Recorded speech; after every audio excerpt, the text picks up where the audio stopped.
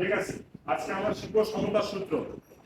সমতার সূত্র বলতে দুইটা রাশির যখন সম্পর্ক সমান, যেমন এই যে একটা রাশি, এই যে একটা রাশি, এরা পরস্পর সমান, তখন এদের মাঝে দুইটা রাশি সমান হলে উভয় পাশে যদি চলক থাকে, তাহলে চলকের পাওয়ারের সহগগুলো সমান। চলকের পাওয়ার দেখো, এখানে চলকের পাওয়ার কত আছে? x5, এখানে কত আছে? x5, এর সহগ কত? a, এর সহগ কত? p। তাহলে আমরা এখান থেকে লিখতে পারি a এর p। আবার দেখো x3 এর এখানে সহগ কত? 8। কত বলো না? ডান পাশে x সহগের সহগ কত? x3 এর 8। হ্যাঁ, বাম পাশে x3 এর সহগ কত? 3। তাহলে এখানে আমরা কি লিখতে পারি? c = 8। অনুরূপভাবে আমরা বাকিগুলো বলো তো কি লিখতে পারি?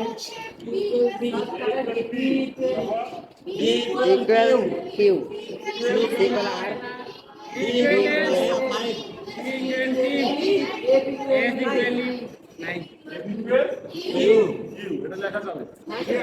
এটাই মূলত হলো সমতার সূত্র।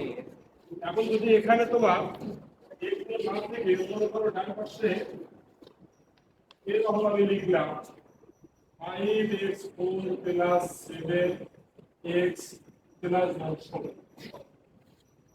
তাহলে এখানে বলো তো তাহলে 5 কার মান?